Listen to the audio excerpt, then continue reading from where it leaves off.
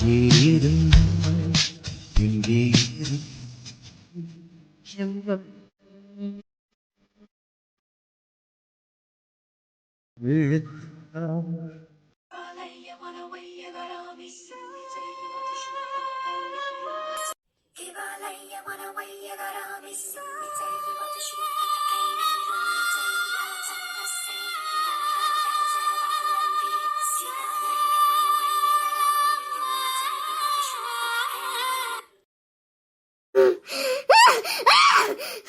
வீரா வீரா உன்கிட்ட வந்து அப்படி கெஞ்சினடா, அப்படி கெஞ்சினே. எனக்கு இந்த உலகத்துல யாரும் இல்ல, நான் அனாதை ஆயிட்டேன் காலில் விழாத குறைய நான் கெஞ்சினடா. ஆனா நீ என்ன தேடி வரல, எனக்கு ஆதரவாம எனக்கு துணையாவும் இல்லாம அந்த நிலா பின்னாடி இன்னமும் குட்டி போட்ட நாய் மாதிரி சுத்திக்கிட்டு வரைய. ஏன்டா உனக்கு என் காதல் புரியல? நான் உண்மையா தானடா உன்னை நேசிச்சேன். நான் உன் மேல வச்சிருக்க காதலை விட அந்த நிலாவோட காதல் அப்படி என்னடா உனக்கு பெருசா போச்சு? அவ உன்னை காதலிக்கிறது என் கால் தூசிக்கு கூட சமம் இல்லடா. அவளோட காதல் என் முன்னாடி கூட நிக்கிறதுக்கு தகுதி இல்லடா. அந்த அளவுக்கு நான் உனக்கு காதலிக்கிறேன். ஏன்டா உனக்கு என் காதல் புரியல? உனக்காக நான் என்ன வேணாலும் பண்ணலாம்னு நினைச்சேன்டா, என்ன வேணாலும் பண்ணினேன். நீ எனக்கு சொந்தமாறதுக்காக நான் என்னெல்லாமோ பண்ணினேன். ஏன்டா அப்பவும் உனக்கு புரிய மாட்டேங்குதே? அந்த நிலாவை நீ தொடும் போதும், அவளை கட்டி அணைச்சு அவளை கொஞ்சம் போதும் எனக்கு எவ்வளவு வெறுப்பா இருக்கு தெரியுமா? அதை பார்க்க முடியலடா. நீ அவளை தொட்ட உடனே அவளை அப்படியே எரிச்சு சாம்பலாக்கணும்னு தோணுதுடா எனக்கு. அந்த அளவுக்கு கோவம் வருது. நீ எனக்கு சொந்தமாகணும். நீ என்கிட்ட தானே அப்படி இருக்கணும். என்னதான் கட்டி பிடிக்கணும், என்கிட்ட தான் காதலா பேசணும், என்னதான் அணைக்கணும், எனக்கு தான் முத்தம் கொடுக்கணும். இதெல்லாம் நீ ஏன் கூட வாழணும்டா. ஏன் கூட வாழ வேண்டிய வாழ்க்கையை அந்த நிலா உன்கிட்ட பங்கு போட்டிருக்கா. நான் என் காதலை உனக்கு எப்படி இல்லாமோ சொல்லி புரிய வைக்க ட்ரை பண்றேன். ஆனா நீ புரிஞ்சுக்கவே மாட்டேன்ற. ஏண்டா ஏன் என்ன வெறுக்க? என்கிட்ட என்னடா குறை இருக்கு? நான் நல்லா படிச்சிருக்கேன், என்கிட்ட நிறைய திறமைகள் இருக்கு, வெரி டேலண்டட். நான் அழகா இருக்கேன், பார்க்க கவர்ச்சியா இருக்கேன். உன்னை சந்தோஷமா வச்சுக்கிறதுக்கான எல்லா வழியும் எனக்கு தெரியும். உனக்கு எந்த அளவுக்கு காதல் கொடுக்கணுமோ அந்த அளவுக்கு நான் உனக்கு காதல் கொடுக்குறேன். நம்ம வாழ்றதுக்கு கோடி கணக்குல நான் சொத்து வச்சிருக்கேன்டா, கோடி கணக்குல. நிறைய டாலர்ஸ், டைமண்ட், கோல்டுன்னு கோடி கணக்குல சொத்து வச்சிருக்கேன். கோடி கணக்குல பிசினஸ் இருக்குடா என்கிட்ட. இப்ப நினைச்சா கூட நீ ஆசைப்பட்டதை அடுத்த செகண்ட் நான் உன்கிட்ட கொண்டாந்து சேர்க்கிறேன். எல்லா டேலண்ட்டும் என்கிட்ட இருக்கு, அதுக்கான எல்லா வசதியுமே என்கிட்ட இருக்குடா. ஆனா இவ்வளவு கொடுக்க முடிஞ்ச எனக்கு உன் மனசுல இடம் பிடிக்க முடியலையே. அதான் ஏன்னு தெரியல. இவ்வளவு சொத்தும் பணமும் இருந்தோம் என்னால சந்தோஷமா வாழ முடியலடா. நைட்டெல்லாம் தூக்கமே வர மாட்டேங்குது. என்னதான் நான் பஞ்சுமத்தையில படுத்து பாலும் தேனும் குடிச்சு வளர்ந்தாலும் எனக்கு நீ இல்லாத அந்த படுக்க முள்ளாதான் இருக்கு. நீ காட்டாத அந்த பாசமும் அரவணைப்பும் எனக்கு விஷமா இருக்குடா, வெறுமையா இருக்கு. எனக்கு நீ வேணும். உனக்காக நான் என்ன வேணாலும் பண்ண துணியிறேன். ஆனா அந்த பிச்சைக்காரியால உனக்கு என்னடா கொடுக்க முடியும்? உனக்கு உடம்பு சரியில்லைனா ஒரு கவர்மெண்ட் ஆஸ்பத்திரிக்கு கூட்டு போவா, இல்லைன்னா 2 சொட்டு கண்ணீர் வடிப்பா. அன்பு காட்டுற, பாசம் காட்டுறேன்னு உன்னை கட்டி கட்டி பிடிச்சுப்பா. ஆனா உன் ஆசை எது? உனக்கு என்ன பிடிக்கும் என்ன பிடிக்காதுன்னு அதை கேட்டு அவளால செய்ய முடியுமா? அதுக்கான தகுதி அவள்கிட்ட இருக்கா? இல்லையே. ஆனா என்கிட்ட எல்லாம் இருக்குடா, எல்லாமே இருக்கு. ஆனா நீ அந்த நிலா தான் வேணும்னு அடம் பிடிக்கிற. ஏன்டா அவன் மேல உனக்கு இவ்வளவு காதல்? நானும் உன்னை உசுருக்கு உசுரா தானே விரும்புறேன். என் காதலை ஏன்டா இப்படி துச்சமா நினைக்கிற? நீ எனக்கு வேணும். இந்த ஜென்மத்துல நீ எனக்கு தான் வேணும். அந்த நிலா கூட உன்னை வாழ விட மாட்டேன். என்ன நடந்தாலும் சரி, அவ கூட உன்னை வாழ விட மாட்டேன். நீ வாழ்ந்தா என் கூட தான் வாழணும். இல்லடா நீ என்ன மாதிரியே இப்படி ஒரு நரகமான வாழ்க்கையை வாழணும். யாரும் இல்லாத ஒரு நரகமான வாழ்க்கையை வாழணும். அப்ப நான் அவ கூட சேர்ந்து சந்தோஷமா வாழ விட மாட்டேன். நீ எனக்கு சொந்தமானவன், எனக்கு சொந்தமான எதையும் நான் யாருக்கும் விட்டு கொடுக்க மாட்டேன். அப்படி யாராச்சும் என்கிட்ட இருந்து புடுங்கணும்னு நினைச்சாங்கன்னா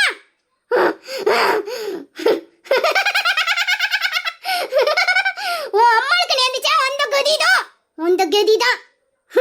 அம்மாக்கு என்ன நடந்துச்சுன்னு தெரியுமா? இந்த நிலா இப்போ எப்படி இருக்காளோ இதே மாதிரி தான்டா அன்னைக்கு உன் அம்மா சுமித்ராவும் இருந்தா. திமிரு பிடிச்சவா, ஆணவம் பிடிச்சவா, ஒண்ணு இல்லாத பிச்சைக்காரி. அவ உன்னை என்கிட்ட இருந்து பிரிக்கணும்னு நினைச்சா. நான் எவ்வளவோ என் காதல அவளுக்கு புரிய வச்சு பார்த்தேன்டா. என் வீராவை மட்டும் என்கிட்ட கொடுத்துருங்க, இந்த உலகத்துல எங்கேயாச்சும் ஒரு மூலையில போய் அவ கூட சந்தோஷமா வாழ வாழ்ந்துக்கிறேன் அப்படின்னு அவ கால்ல போய் விழுந்தேன்டா. அந்த பிச்சைக்காரி கால்ல போய் விழுந்தேன். அந்த பிச்சைக்காரி கால்ல போய் இந்த லேகா குடீஸ்வரி, இந்த லேகா அவ கால்ல போய் விழுந்தேன்டா. ஆனா அவ என்ன பத்தி என்ன சொல்ல தெரியுமா? நான் ஒரு பேயா, நான் ஒரு பேயா. இந்த பேய் கூட என் பிள்ளை வாழ்றதுக்கு பதிலா அவனை ஏன் கையாலே கொன்னு போட்டுடலாம்னு சொன்னா. அந்த திமிரு பிடிச்சவ, நீ என் கூட வாழ்றதை விட செத்து போறதே நல்லதா அப்படின்னு அவ என்கிட்ட சொன்னா. அந்த நிமிஷம் நான் முடிவு பண்ணேன்டா. ஒண்ணு, வாழ்ந்தா நீ என் கூட வாழணும், இல்ல இந்த உலகத்துல நீ இருக்க கூடாதுன்னு முடிவு பண்ண. என்கிட்ட இருந்து புடுங்கின அவளையும் இந்த உலகத்துல வாழக்கூடாதுன்னு முடிவு பண்ண. அதனாலதான்டா அந்த ரூமை புட்டி அந்த ரூமுக்குள்ள நெருப்ப வச்ச. என் கூட வாழாத நீ உயிரோடையே இருக்க கூடாது, என்னை விட்டுட்டு யாரு கூடயும் வாழக்கூடாதுன்னு அந்த ரூமுக்கு நான் தான் நெருப்பு வச்சேன். நான் தான் நெருப்பு வச்சேன்.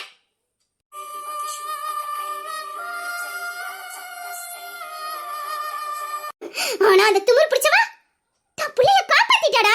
அவ உயிரை கொடுத்து உன்னை காப்பாத்திட்டா. தப்பு பண்ணிட்டா பத்தியா? அப்பவே உன்னை அவ கூட கூட்டிட்டு போயிருந்தனா இப்ப நான் மறுபடியும் உன்னை தேடி வந்திருப்பேனா? முட்டாளே, தப்பு பண்ணிட்டாடா. அந்த நெருப்புல அவ உயிரோட எரியும் போது எனக்கு எப்படி இருந்துச்சு தெரியுமா? எந்த வாயால என்ன பேயின்னு சொன்னாலும் அதே குரல்ல அவ கத்தும் போது அப்படியே எனக்கு இன்பமா இருந்துச்சுடா. அந்த குரல் இன்னமும் என் காதுல ஒலிச்சுக்கிட்டே இருக்கு. இன்னமும் எனக்கு அந்த குரலை கேட்டுக்கிட்டே இருக்குடா. உங்க அம்மா கதர்னு அந்த குரலை கேட்டுக்கிட்டே இருக்கு. என்கிட்ட இருந்து உன்னை புடுங்கணும்னு நினைச்சால, பிரிக்கணும்னு நினைச்சால, போயிட்டா, உலகத்தை விட்டு போயிட்டாடா. ஆனா பாரு, உன்னை கூட்டிட்டு போவாம அவ ஒத்தையில போயிட்டா. இப்போ எனக்கு இன்னொரு வாய்ப்பு. இந்த வாய்ப்பை நான் நழுவ விட மாட்டேன்டா. எனக்கு நீ வேணும். இப்போ அந்த நிலா அதே மாதிரி வேலையை பாக்குற. உன் அம்மாவுக்கு என்ன கெதியோ அதே கெதிதான் அந்த நிலாவுக்கும். அவளையும் அதே வேலையை பார்ப்பேன், உயிரோட எரிப்பேன். உன்னைய என்கிட்ட இருந்து பிரிக்கணும்னு யாரெல்லாம் நினைக்கிறாங்களோ அவங்களெல்லாம் இந்த உலகத்துல நான் வாழ விட மாட்டேன். இந்த லேக்கா வாழ விட மாட்டா. உன் அப்பங்காரன் உன்னை என்கிட்ட இருந்து பிரிக்கணும்னு உன்னை தேடி லண்டனுக்கு வந்தான்டா. அப்பவே அவனை போட்டு தொழணும்னு நினைச்சேன். பொழைச்சிட்டான். அப்புறம் உன் அண்ணன் திமுறா பேசினா என்கிட்ட, என் தம்பி மேல கைய வச்சு பாரு அப்படின்னா. என் உசுர எடுத்துட்டு தான் என் தம்பி மேல நீ கைய வைக்க முடியும்னு என்கிட்ட சவால் விட்டான்டா அந்த சுண்டக்கா. கடைசில அவனையே நான் கொல்ல துணிச்சேன். எங்கேயோ உன் அம்மா கறி இருந்து உங்களால பாதுகாக்கிறாடா. அதான் உன் அப்பே, உன் அண்ணே, நீ, அந்த நிலா எல்லாத்தையும் என்கிட்ட இருந்து அப்பப்ப காப்பாத்திடுறா. ஆனா அது இனிமேல் என்கிட்ட நடக்காது. ஒண்ணு நீ என் கூட சேர்ந்து வாழணும், இல்லனா நான் அனுபவிக்கிற இந்த நரக வாழ்க்கையை நீயும் அனுபவிக்கணும். அந்த நிலா உயிரோடையே இருக்க மாட்டா. அவளை உன் அம்மாவை எப்படி கொடுத்தனோ அதே மாதிரி கொளுத்தி அவ கத்துற குரலை இன்னும் இன்பமா நான் ரசிச்சுக்கிட்டு இருப்பேன்டா. இந்த லேக்காவ பேயின்னு சொன்னீங்கல்ல, அந்த பேய் உங்களை எப்படியெல்லாம் ஆட்டி படைக்குதுன்னு பார்க்கத்தான் போறீங்க.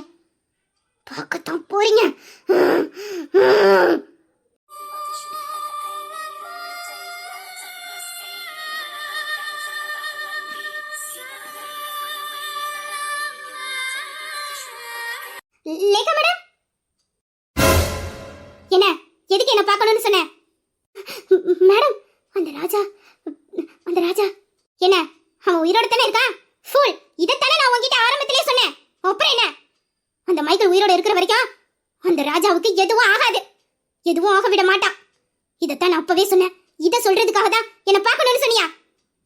சும்மா டைமை வேஸ்ட் பண்ணிக்கிட்டு போ. தெரிஞ்ச எந்த விஷயமும் எனக்கு வேண்டாம். தெரியாத ஏதாச்சும் ஒரு விஷயம் இருந்தா சொல்லிட்டு சீக்கிரம் கிளம்பு, எனக்கு வேலை இருக்கு. மேடம், இது இல்ல மேடம், இதை விட ஒரு முக்கியமான விஷயம் இருக்கு. அதையும் உங்ககிட்ட சொல்லிட்டு போலான்னு தான் வந்தேன். ரொம்ப ரொம்ப முக்கியமான விஷயம். இதை மட்டும் நீங்க தெரிஞ்சுக்கிட்டீங்க, அவங்கள ஈஸியா ஓட விட்டுலாம். நீங்க நினைச்ச மாதிரியே சாதிச்சிடலாம்.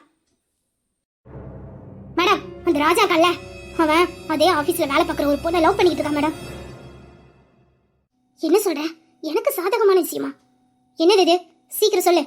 மேடம், அந்த ராஜா கல்ல அவன் அதே ஆபீஸ்ல வேலை பார்க்குற ஒரு ஸ்டாஃபை லவ் பண்ணிட்டு இருக்கான் மேடம். எம்மென்ட்ட உனக்கு மூளைன்னு ஒண்ணு இருக்கா இல்லையா? அவன் யாரை லவ் பண்ணா என்ன, இல்ல கல்யாணம் பண்ணிக்கிட்டு நாசமா போன எனக்கு என்ன? உன்கிட்ட நான் என்ன அவனை பத்தியான டீட்டெயில கலெக்ட் பண்ண சொன்னா நீ என்ன பண்ணிக்கிட்டு இருக்காங்க? அவ்வளவு பெரிய சாம்ராஜ்யத்துல இருந்து அவனை கீழே இறக்கணும். அதுக்கான வழியை பாருன்னு சொன்னா அவன் அந்த பொண்ணிட்ட பேசினா இந்த பொண்ணிட்ட பேசினான்னு அது என்கிட்ட வந்து சொல்லி என்ன டென்ஷன் பண்ற. இதுல வேற இது உங்களுக்கு தெரிஞ்சிச்சுன்னா நீங்க அவனை ஆட்டி படைக்கலாங்கிற. அவன் எப்படியாப்பட்ட ஆள் தெரியுமா? யாருக்கும் அஞ்ச மாட்டான், யாருக்கும் பயப்பட மாட்டான், யாருக்காகவும் அவன் மரியாதையை விட்டு கொடுக்க மாட்டான். அப்படியாப்பட்டவன் அவன் ஒரு பொண்ணை பாக்குறான்னா அந்த கூட்டிட்டு வந்து மிரட்டினா அவன் எனக்கு மண்டிட்டுருவானா? ஃபூல்! சும்மா இப்படி லூசு மாதிரி பேசாத. ஐயோ மேடம், நான் சொல்றது கொஞ்சம் பொறுமையா கேளுங்க. நான் முழுசா இன்னும் சொல்லியே முடிக்கல. நிப்பாட்டே. இதுக்கப்புறம் நீ எதுவும் சொல்லணும்னு அவசியம் இல்ல. இதுக்கப்புறம் நீ சொல்ல போறதோ எனக்கு எந்த யூஸும் இல்ல. நான் அவனை அந்த சாம்ராஜ்யத்துல இருந்து கீழே தள்ளணும். என்னாலதான் அவன் நிம்மதி இல்லாம வாழணும். எல்லாத்தையும் விட்டுட்டு அவன் நடு தெருவுல நிக்கணும். அதுக்கு என்ன பண்ணணுமோ அதை மட்டும் பண்ணு. தேவையில்லாம அவளை பார்த்தா இவளை பார்த்தா கல்யாணம் பண்றா கருமாரி பண்றான்னு என்ன டென்ஷன் பண்ணாத. மேடம், நான் இப்பவும் சொல்றேன். நான் சொல்ல வந்ததை நீங்க முழுசா கேட்டீங்கன்னா உங்களுக்கு கண்டிப்பா அது யூஸ்ஃபுல்லா இருக்கும். இந்த பொண்ணு என்ன இப்படி பாடப்படுத்துறா என்ன? நான் எப்படி நம்ம பிளான் போட்டா இவ என்ன சில்லியான விஷயத்தெல்லாம் என்கிட்ட சொல்லிக்கிட்டு இருக்கா? என்ன சீக்கிரம் சொல்லு. மேடம், இப்ப ராஜா லவ் பண்றது ஒரு விஷயம் இல்ல. ஆனா அந்த ராஜா யாரை லவ் பண்றான்னு உங்களுக்கு தெரியுமா மேடம்? அதான் நீ சொன்னியே ஏதோ அந்த ஆபீஸ்ல வேலை பார்க்குற ஸ்டாஃப்னு அந்த பொண்ணுகிட்ட தானே பேசுறான்னு சொல்லிக்கிட்டு இருந்த. இவனுக்குலாம் புத்தி என்ன இப்படி போதும். கோடீஸ்வர வீட்டு பையன் ஒரு அன்னக்காவடி. அது என்னமா அவனுக்கு இந்த அன்னக்காவடியெல்லாம் பார்த்தாதான் காதல் பண்ணணும் அப்படின்னு தோணும். இவனுக்கா தோணுதா இல்ல அவ்வளோலாம் மைக்ராளோலான்னு தெரியல. சி, அதுங்களெல்லாம் பார்த்தாலே. சரி, இப்போ அது எதுக்கு? இப்போ என்ன ஏதோ ஸ்டாஃப்னு சொன்னேன், அந்த பொண்ணு தானே? மேடம், அதுல தான் முக்கியமான ஒரு விஷயம் இருக்கு. நீங்க வீரான ஒருத்தர் லவ் பண்றீங்களே, அவரு ஒரு பொண்ணு பின்னாடி சுத்துறாரே, அந்த பொண்ணோட தங்கச்சியை தான் ராஜா லவ் பண்ணிக்கிட்டு இருக்குது. என்ன சொன்ன? அந்த அந்த அந்த நிலாவோட தங்கச்சியா? ஆமா மேடம், அந்த நிலாவோட தங்கச்சி ரூபியை தான் இந்த ராஜா லவ் பண்ணிட்டு இருக்கான். ரெண்டு பேரும் ஆபீஸ் ரூம்ல ஒண்ணா இருக்கிறது நான் என் ரெண்டு கண்ணாலையுமே பார்த்தேன். அந்த ராஜா அவளை தூக்கி மடியில வச்சுக்கிட்டு கட்டி அணைச்சுக்கிட்டு கொஞ்சிக்கிட்டு இருக்கான். அவங்க இருக்கிற நெருக்கத்தை பார்த்தா அவங்க காதல் இப்ப ஆரம்பிச்ச மாதிரி இல்ல. ரொம்ப நாளா ரெண்டு பேரும் லவ் பண்ணிட்டு இருக்காங்கன்னு தான் தெரியுது. ஆனா அவங்களுக்குள்ள அப்படி ஒரு லவ் இருக்கு மேடம். நான் போய் நின்னதும் அவ அப்படியே என்ன பார்த்து டென்ஷன் ஆயிட்டா. அதை பார்த்த உடனே அவ என்கிட்ட கொத்துனா பாருங்க. அப்பா, மனுஷனே இல்ல. நான் அதே இடத்துல பயந்து பயந்து கொஞ்ச நேரத்துல நடுங்கியே போயிட்டேன். அவளுக்கு ஒண்ணுன்னு நினைச்சுக்கோங்க, அவ உயிரை கொடுக்க கூட துணிய மாட்டா மேடம். இப்ப சொல்லுங்க, இது முக்கியமான விஷயமா இல்லையான்னு? அப்போ நம்ம கொளுத்தி போட்டது எல்லாமே உண்மைதான். என்னடா அக்காவை பத்தி மட்டும் கொளுத்தி போடுறமே, தங்கச்சி பாவம் அதை நினைச்சு வருத்தப்படுவாளேன்னு அவளை பத்தி எக்ஸ்ட்ரா பிட்டு போடுங்கன்னு தான் சொன்னேன். ஆனா தங்கச்சி அவங்க ஆபீஸ்ல காதல் விளையாட்டு விளையாண்டுகிட்டு இருக்காள் அந்த ராஜா கூட. அப்ப ரெண்டு பேர் வாழ்க்கையும் நான் மொத்தமா ஊத்தி மூடிட்டேனா? அடி என்னிலா, உன்னையும் வீராவும் பிடிக்க நான் என்னெல்லாமோ பிளான போட்டு பார்த்தேன்டி. ஆனா எதுவுமே நடக்கல. அப்பதான் எனக்கு தோணுச்சு, இந்த மிடில் கிளாஸ்ல உள்ளவங்க எதுக்கு பயப்படனாலும் மானம் மரியாதை கௌரவம் இதுக்காக பயந்து தானே ஆகணும். அதான் அதே பாயிண்ட வச்சு உன்னையும் அந்த வீரா பையிலையும் பிரிச்சேன். கல்யாணம் முடியற வரைக்கும் நீங்க ரெண்டு பேரும் பாத்துக்க முடியாம பேசிக்க முடியாம தவிப்பீங்களே, தவிக்கணும். ஆனா உங்களுக்கு கல்யாணம் முடியவே முடியாது. கல்யாணம் நடக்க இந்த லேக்கா விடவும் மாட்டா. இப்ப தங்கச்சிக்காரியும் சேர்ந்து என்கிட்ட மாட்டிக்கிட்டா. பாவம், அவ வாழ்க்கையும் இப்படி மண்ணா போகணும்னு நான் நினைக்கலையே. எனக்கு வீரா வேணும், அதே நேரத்துல அந்த ராஜா என் காலு கீழே மொண்டிக்கிட்டு கிடக்கணும். ஒரே கல்ல ரெண்டு மாங்கா. இந்த லேக்காவோட வெற்றி கொடி நாட்டுறதுக்கான டைம் வந்துருச்சு. அக்காலும் தங்கச்சியும் ஒரே இடத்துல கல்யாணம் பண்ணி பிள்ளை குட்டிலாம் பெற்று சந்தோஷமா வாழலாம் நினைக்கிறீங்க. இப்போ இந்த லேக்கா கையில மாட்டிட்டீங்கடி. ரெண்டு பேரையும் வச்சு நான் நினைச்ச வேண்டியது எல்லாத்தையும் சாதிச்சு காட்டல. நான் லேக்காவே இல்லடி.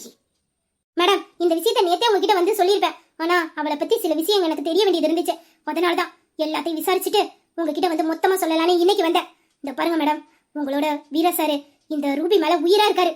இவளை பெத்த பிள்ளை மாதிரி அப்படி கவனிச்சுக்கிறாரு. இவளுக்கு ஒண்ணுனா வீரா சாரு துடிச்சு போயிடுவாரு. உங்களுக்கு இதான் மேடம் நல்ல டைமு. இந்த ரூபிய உங்களுக்கு சாதகமா நீங்க பயன்படுத்திக்கோங்க. இவளை வச்சு நீங்க அந்த வீரா சாரை அடைஞ்சிடலாம். அந்த அண்ணக்காவடிங்க மேல அவ்வளவு பாசம். அதுங்க ரெண்டு பத்தியும் கோபுரத்துல தூக்கி வச்சு கொண்டாடுறான். குழந்தை ஆயிட்டான் அவனுக்கு. ஆனா கோபுரத்துல இருக்கு என்ன, ஏதோ ஒரு அசிங்கத்தை பாக்குற மாதிரி பாக்குறான். டே வீரா, உன்னை அடையிறதுக்கு எனக்கு ஒரு நல்ல சான்ஸ் கிடைச்சிருக்கா. இந்த தடவை நான் மிஸ் பண்ண மாட்டேன். அவளை வச்சே அந்த ராஜாவை என் காலு கீழே மண்டியிட வைப்பேன். அவ சாம்ராஜ்யத்தை ஒழிப்பேன். அவனே உன்னை எனக்கு கல்யாணம் பண்ணி வைப்பான். அப்புறம் என்ன, டிக்கெட் புக் பண்ணி நம்ம ரெண்டு பத்தையும் லண்டனுக்கு அனுப்பி வைப்பான். அந்த லண்டன்ல நீயும் நானும் அந்த பிளாட்ல சந்தோஷமான வாழ்க்கைய சேர்ந்து வாழ போறோம். அதுக்கு வழி பண்ணி வைக்க போறதே ஒன்னும் குறந்தண்டா. எனக்கு கிடைச்ச இந்த வாய்ப்பை நான் நழுவ விட மாட்டேன். இத பாரு, இனிமேல இன்னும் கவனமா நீ அங்க வேலை பார்க்கணும். அவங்க ரெண்டு பேத்தையும் எனி டைம் ஃபாலோ பண்ணி எல்லா டீடைலையும் எனக்கு நீ அனுப்பி வைக்கணும். அவங்க எந்த நேரத்துல என்ன பண்றாங்க, என்ன பேசிக்கிறாங்க, எங்க போறாங்க, எல்லா டீடைலையும் எனக்கு வரணும். புரியுதா? நீங்க சொல்லிட்டீங்களா மேடம்? நான் பாத்துக்கிறேன் மேடம். இனிமேல் எனி டைம் உங்களுக்கு அவங்கள பத்தியான டீடைல் வந்துகிட்டே இருக்கும். அந்த ரூபி சனியனை நான் அடிக்கணும்னு நினைச்சேன். நான் நினைச்சா கூட உனக்கு அப்படி ஒரு தண்டனை கிடைக்காதடி. இந்த பேய்கிட்ட மாட்டிக்கிட்டல, அது உன்னை கொதறி எடுக்க போது பாரு. சரிங்க மேடம், நான் போய் என் வேலையை பார்க்குறேன். அந்த மைக்கேல் என்னன்னா, அவனை பற்றியான எந்த டீட்டெயிலுமே வர மாட்டேங்குது. அவன் ஆஃபீஸில் தானே இருக்கான். அது வந்து மேடம், மைக்கேல் சார் முன்ன மாதிரி இப்போ ஆஃபீஸ்க்கே வர்றதில்ல மேடம். அடிக்கடி லீவ் போட்டுறாரு. ராஜா சார் வந்ததுக்கு அப்புறமே இப்போ தொடர்ந்து மைக்கேல் சார் ஆஃபீஸுக்கே வர்றதில்ல மேடம். எனக்கே அவரை பார்க்காம இருக்க முடியல. அவர் வர்றதே இல்லை மேடம். ரொம்ப கஷ்டமா இருக்கு மேடம். இது ஒரு லூசு. இந்த பாரு, அவன் ஆஃபீஸ்க்கு வர மாட்டேங்கிறானா? எதுக்கு வர மாட்டேங்கிறான், என்ன ஏதுனே ஆளுங்களை விட்டு விசாரிக்க வேண்டியதானே மேடம்? நான் அவங்கள ஃபாலோ பண்றதுக்கு அனுப்புற ஆளெல்லாம் மறுபடி கான்டாக்ட்ல வரவே மாட்டேங்கிறாங்க மேடம். எங்க போறாங்க, என்ன பண்றாங்கன்னு எதுவுமே புரிய மாட்டேங்குது. இந்த மைக்கேல் சாரோ என்ன வேலை பார்த்துக்கிட்டு இருக்காரு, எங்க இருக்காருன்னு என்னால கண்டுபிடிக்கவும் முடியல மேடம். இவ என்ன சொல்லிக்கிட்டு இருக்கா? அவ சைலண்டா இருந்தாலே அது நமக்கு ஆபத்து தான். நம்மளை அழிக்கிறதுக்கு ஏதாச்சும் அவன் பிளான் போடத்தான் செய்வான். அது மட்டும் இல்லாம நம்ம அனுப்புற ஆள்லாம் மிஸ் ஆகுறாங்கன்னா அப்போ அவனை நம்ம ஃபாலோ பண்றது அவனுக்கு தெரியும். தெரிஞ்சுக்கிட்டே தான் ஏதோ வேலை பார்த்துக்கிட்டு இருக்கான். என்னவா இருக்கும்? இவங்க ரெண்டு பேத்தையும் ஆஃபீஸில் சந்தோஷமா லவ் பண்ண விட்டுட்டு இவன் அப்படி என்ன வேலை பார்க்குறான்? இவனை பற்றி நம்ம தெரிஞ்சுக்கணுமே. அசால்ட்டாக இருக்கக்கூடாது. சரி, நான் பார்த்துக்கிறேன். அவனை எப்படி ஃபாலோ பண்ணணும்னு எனக்கு தெரியும். எனக்கு தெரிஞ்ச ஆளுங்களை வச்சு நான் பார்த்துக்கிறேன். நீ ஆஃபீஸில் இனிமேல் உன் கண்ணு ரெண்டு அவங்க மேலே தான் இருக்கணும். அவங்க என்ன பண்ணாலும் சரி, எனக்கு அடுத்த நிமிஷம் அந்த நியூஸ் வரணும். புரியுதா? சரிங்க மேடம். மேடம், புரியுது. நீ ஆஃபீஸ்க்கு போகிறதுக்குள்ள உன்னோட அக்கௌண்ட்ல அமௌண்ட் வந்து சேரும். கிளம்பு. அதெல்லாம் நீங்கள் கரெக்டாக பணத்தை கொடுத்துருவீங்கன்னு எனக்கு தெரியும் மேடம். ஆனால் இது அதை பற்றி இல்லை மேடம். நான் மைக்கேல் சாரை பார்த்து ரொம்ப நாள் ஆச்சு மேடம். அவரை பார்க்கணும் போல இருக்கு மேடம். ஆஃபீஸில் அவரை பார்க்காம என்னால் இருக்கவே முடியல மேடம். உங்களுக்கு அவரை பற்றி ஏதாச்சும் டீட்டெயில் தெரிஞ்சிச்சுன்னா எனக்கு மட்டும் இன்ஃபார்ம் பண்ணிடுவீங்களா மேடம்? ஏய், என்னை பார்த்தா உனக்கு மாமா வேலை பார்க்குற மாதிரியா இருக்கு. யாருக்கிட்ட என்ன பேசிக்கிட்டு இருக்க? ஐயோ மேடம், நான் ஒன்றும் அப்படி நினைச்சு சொல்லல. அது அவரை நான் அவரை லவ் பண்றேன் மேடம். அவரை பார்க்க முடியலையேன்னு அதான். Sorry madam. கொன்னு முன்னாடி நிக்காத. இருக்கிற கோவத்துல உன்னை கொன்னு போட்டாலும் போட்டுறேன். போயிடுறேன் மேடம். என்ன கத்துவல கத்துது. மூளை கிட்டது. இதெல்லாம் வச்சுக்கிட்டு நான் பிளான் போடுற மாதிரி வேலை மாதிரிதான். உன் முகர கட்டைக்கு லவ் ஒண்ணுதான் கேடு. அதுவும் அந்த மைக்கில அவன் நினைச்சான்னு நினைச்சுக்க, எவ்வளவு பெரிய கோடீஸ்வரியனாலும் அவ கால விழ வச்சிருவான். அப்படியாப்பட்டவன் அவன் உன் பின்னாடி சுத்துவான்னு நினைக்கிறேன். ஐயோ, ஒரு சந்தோஷமான விஷயம் கிடைச்சிச்சு. அத போய் என் மூட ஸ்பாயில் பண்ணிட்டு போறா பாரு. இப்போ நான் பிளான போட்டாகணும்.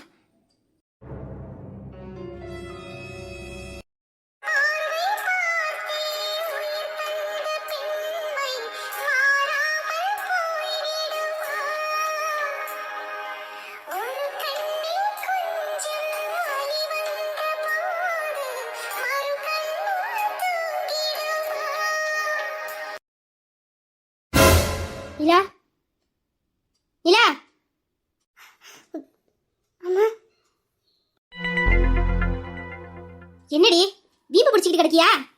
ஐயோ, அப்படிலாம் ஒண்ணும் இல்லம்மா. அப்படி ஒண்ணும் இல்லைன்னா எப்போது போல இருக்க வேண்டியதானடி? காலையில இருந்து என்ன ஒண்ணு சாப்பிடல, ரூமை விட்டு வெளியில வரல, இப்படியே அழுதுகிட்டே கிடக்குற. அது எனக்கு பசிக்கலமா, அதான் சாப்பிட வரல. எனக்கு கொஞ்சம் டயர்டா இருக்குமா, அதனாலதான் ரூமுக்குள்ளே இருந்துட்டேன். சொல்லு, உன் வாயில எவ்வளவு போய் வருதோ எல்லாத்தையும் சொல்லு. நீங்க என்ன வேணாலும் பண்ணலாம், எங்க வேணாலும் சுத்தலாம். ஒரு தாயா நான் எதுவும் உங்களை கேட்க கூடாது. அப்படி கேட்டவனா உங்க பார்வையில நான் கெட்டவளா போயிடுவேன். அப்படிதானே? நீங்க என்ன பண்ணாலும் அதை நான் பார்த்தும் பார்க்காத மாதிரி, கேட்டும் கேட்காத மாதிரி ஒரு ஜட கணக்கு அந்த வீட்டுக்குள்ளே இருந்துக்கணும். அம்மா, எதுக்குமா இப்படி எல்லாம் பேசுறீங்க? நான் உங்களை அப்படி நினைக்கவே இல்லம்மா. நினைச்சாலும் என்னடி தப்பு? அதான் நான் உங்களை வளர்த்து விட்டேனே. உங்களுக்குன்னு ஒரு வயசு வர்ற வரைக்கும் இந்த தாயோட பேச்சு உங்களுக்கு இனிமையா இருக்கும். அப்போ என்னோட அன்பு, பாசம், அரவணைப்பு, பாதுகாப்பு எல்லாமே உங்களுக்கு தேவைப்படும். ஆனா என்னைக்கு வளர்ந்து உங்க வாழ்க்கையில நீங்களா தன்னிச்சு ஒரு முடிவு எடுக்கிறீங்களோ, அந்த முடிவுல ஏதாச்சும் குத்தங்குறை இருக்கும்போது அப்ப நான் ஒரு வார்த்தை விடுவேன் பாரு. அப்போ அந்த இனிப்பான வார்த்தைகள்லாம் உங்களுக்கு கசப்பா மாறிடும். அப்ப நான் பேசுற ஒவ்வொரு வார்த்தையும் உங்களுக்கு எரிச்சலை மட்டும் தாண்டி தூண்டும். இவ்வளவு நாளா நான் சொன்னதெல்லாம் உங்களுக்கு சரியா இருந்துச்சு. ஆனா இப்ப நான் ஒரு வார்த்தை சொன்னதும் அது பிடிக்காம போச்சு. என்னைக்காச்சும் ஒரு நாள் உங்க மனசு கஷ்டப்படுற மாதிரி நான் பேசியிருப்பேனா, நடந்திருப்பேனா? இல்ல இந்த வீட்டுல இது நாள் வரைக்கும் உங்க சந்தோஷத்துக்கும் சுதந்திரத்துக்கும் நான் தடை போட்டிருப்பேனா? உங்க அப்பா நம்மளை விட்டு போனதுக்கு அப்புறமே என் பிள்ளைய எதுக்காகவும் ஏங்கி தவிச்சு மத்தவங்க கிட்ட கை நீட்டி நின்ற கூடாதுன்னு ஒரு தாயாவும் தகப்பனாவும் பார்த்து பார்த்து வளர்த்தனடி. மத்தவங்கள பார்க்கும்போது என் அப்பாவும் என் கூட இருந்தா இதெல்லாம் வாங்கி தந்திருப்பாரு, இப்படி எல்லாம் என்ன பார்த்திருப்பாரு. இப்ப என் அப்பா என் கூட இல்லையேன்னு நீங்க என்னைக்குமே கஷ்டப்பட்டு கூடாதுன்னு ஒவ்வொரு நாளும் என் மனசுக்குள்ள நான் துடிதுடிச்சு போனது எனக்கு தாண்டி தெரியும். என் பிள்ளைய எதுக்காகவும் யார்கிட்ட எதுவும் கை நீட்டி நிக்க கூடாது, எதுக்காகவும் ஏங்கி நின்ற கூடாதுன்னு அப்படி வளர்த்தனடி. இப்படி எல்லாம் வளர்க்க தெரிஞ்ச எனக்கு உங்களுக்கு எது நல்லது எது கெட்டதுன்னு சொல்றதுக்கு கூட உரிமை இல்லாம போச்சுல. நான் அப்படி சொன்னேன்னா கெட்டவளா போயிட்டேன். என்ன பார்க்க கூடாது, பேசக்கூடாது, இப்படி மூலையில கடந்து சாப்பிடாம கொள்ளாம அப்படி அழுதுகிட்டே கிடக்கணும், அப்படித்தானே? சரிடி, நீங்க நினைச்சிட்டு இருக்கப்படி நான் சொல்றதெல்லாம் தப்பாவே இருந்துட்டு போட்டோம். ஆனா இப்ப நீங்க என் வீட்டுல இருக்கீங்க. என் பிள்ளைங்க என் கூட இருக்கிற வரைக்கும் அவங்கள பத்திரமா பாத்துக்க வேண்டியது ஒரு தாயா என்னோட கடமை. நீ ஒருத்த வீட்டுல கல்யாணம் பண்ணி போகும்போது என் பிள்ளைங்க பேர்ல எந்த கலங்கமும் வரக்கூடாது. புகுந்த வீட்டுல என் பிள்ளைய மரியாதையோட வாழணும். அதுக்காக தான் நான் இப்படி போராடிக்கிட்டு இருக்கேன். அந்த போராட்டம் உனக்கு புரிஞ்சிருந்துச்சுன்னா இப்படி குத்த வச்சு அழுதுகிட்டு இருந்திருக்க மாட்டேன். என்னோட கடமை எதுவோ அத உங்களுக்கு நான் செய்வேன். உங்க கடமையை நான் செஞ்சுட்டு என் பாட்டுக்கு என் வழியை பார்த்துட்டு நான் போயிட்டே இருப்பேன். உங்க இஷ்டத்துக்கு நீங்க எப்படி வாழணும்னு நினைக்கிறீங்களா அப்படி வாழ்ந்துக்கோங்க. ஐயோ, அம்மா பேசுனதை நினைச்சுதான் நான் அழுதுகிட்டு இருக்கேன்னு அவங்க தப்பா புரிஞ்சுக்கிட்டாங்களே. என் அம்மா என்னைக்கு எனக்கு கெட்டது நினைச்சிருக்காங்க. அவங்களாலதான் நான் இப்படி வாழ்ந்துகிட்டு இருக்கேன். அவங்க இல்லைன்னா எங்க வாழ்க்கை எப்படி மாறி போயிருக்கோம். என் அம்மாவை பத்தி எனக்கு நல்லா தெரியும்.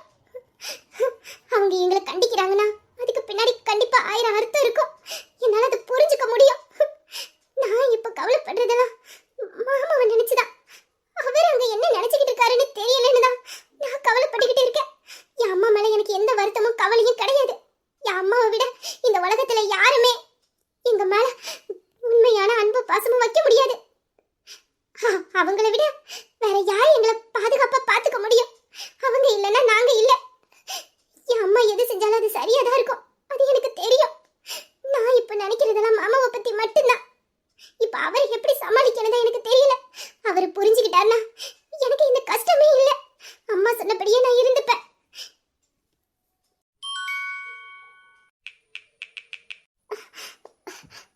மாமாதான் மெசேஜ் அனுப்பியிருக்காங்க. வாய்ஸ் மெசேஜ் போட்டு விட்டுருக்கு. என்னவா இருக்கும்? பொண்டாட்டி, நீ இந்த மெசேஜை பார்க்கும்போது குழப்பத்தோடையும் கண்ணீரோடையும் தான் பார்ப்பேன்னு எனக்கு தெரியும். ஆனா நான் உறுதியா சொல்றேன், என் குரலை கேட்டு முடிச்சதும் உனக்குள்ள ஒரு தன்னம்பிக்கை வரும். உன் மனசுல உள்ள வழியெல்லாம் பறந்து போயிடும்டி. நீ ஏதோ ஒரு காரணத்துக்காக தான் என்கிட்ட பேசாம இருக்க, அது எனக்கு புரியுது. ஆனா அதை நினைச்சு நான் கவலைப்படவும் இல்லை. என்கிட்ட ஏதோ ஒன்று மறைக்கிறியேன்னு உன் மேல நான் கோவப்படவும் இல்லை. என் பொண்டாட்டி என்ன செஞ்சாலும் அது நம்ம வாழ்க்கைக்கு நல்லதா தான் இருக்குன்னு நான் நம்புறேன்டி. இப்ப என்னோட கவலை எல்லாமே உன்ன நினைச்சுதாண்டி. எங்க நான் கஷ்டப்படுவேன்னு நினைச்சு நீ அங்க அழுதுகிட்டு இருப்ப. அதை நினைக்கும் போது எனக்கு வேதனையா இருக்கு. நீ அழுக கூடாது. நீ அழுதா என்னால தாங்கிக்க முடியாதுன்னு உனக்கு தெரியும்ல. இப்போதைக்கு என்கிட்ட பேசல, என்ன பார்க்க மாட்டேன், அவ்வளவுதான். பேசாம பார்க்காம இருக்க போய் நீ என் பொண்டாட்டி இல்லைன்னு ஆக போறது இல்லையே. நீ என்னோட மனைவி தாண்டி. இந்த ஜென்மம் இல்ல, இனிமேல் எத்தனை ஜென்மம் அந்த கடவுள் எனக்கு கொடுத்தாலும் உன்னதான் என் மனைவியா நான் கேட்பேன். அது உனக்கு நல்லா தெரியும். நம்ம உடல் தான் பிரிஞ்சிருக்கு தவிர உசுறு உணர்வுகளும் ஒண்ணுதான்.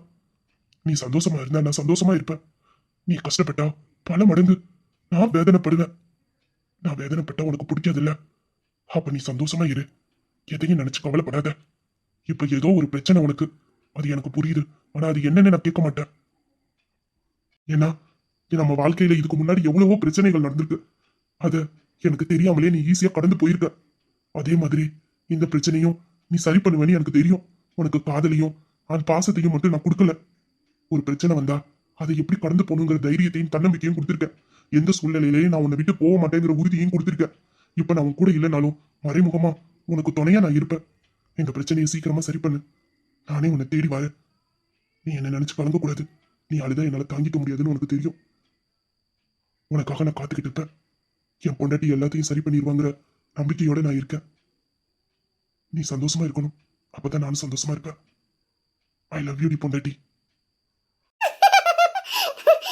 அப்ப மாமா என்ன தப்பா நினைச்சுக்கலையா? என்ன புரிஞ்சுக்கிட்டா? அது பேசுறத பார்த்தா என் மேல முழுசா நம்பிக்கை வச்சிருக்க. நான் சீக்கிரத்துல இந்த பிரச்சனையை சரி பண்ணிடுவேங்கிற நம்பிக்கை என் மேல வச்சிருக்க. நான் சரி பண்ணிடுவேன். என் மாமா சந்தோஷமா இருக்கே, அது ஒண்ணு போதும். இந்த ஒண்ணு போதும். இனிமேல நான் பார்த்துப்பேன் மாமா. இனிமேல நான் எதுக்காகவும் கலங்க மாட்டேன். என் அம்மா அவங்க பேசினதை நினைச்சுதான் நான் இப்படி இருக்கேன்னு சொல்லி தப்பா நினைச்சுக்கிட்டு இருக்காங்க. அதை நான் இல்லைன்னு அவங்களுக்கு தெளிவுபடுத்துவேன், புரிய வைப்பேன். எங்க அம்மா இது வரைக்கும் எங்ககிட்ட இப்படி நடந்துக்கிட்டது இல்லை. ஆனா இப்ப அப்படி நடந்துக்கிறாங்கன்னா அவங்க மனசுக்குள்ள ஏதோ ஒரு வலி இருக்கு, ஏதோ ஒரு வேதனை. அது என்னன்னு நான் கண்டுபிடிச்சு அதை சரி பண்ணணும். ஏன்னா எங்க அம்மாவை விட இந்த உலகத்துல எங்களுக்கு வசந்தது எதுவுமே இல்லை. அவங்களுக்கு அப்புறம் தான் எங்களுக்கு மற்றதெல்லாம். அவங்க எங்க சந்தோஷத்துக்காகவே வாழ்ந்தவங்க. அவங்க எங்க வாழ்க்கையில ஒரு முடிவு இருக்காங்கன்னா அதுல 1000 காரணம் இருக்கும். அது எனக்கு புரியும். அதை நான் புரிஞ்சுக்கிட்டேன்னு எங்க அம்மாவுக்கு நான் தெரிய வைக்கணும். இனிமேல நடக்க போறது எதுவோ அதை நல்லதாக மட்டும்தான் இருக்கும்.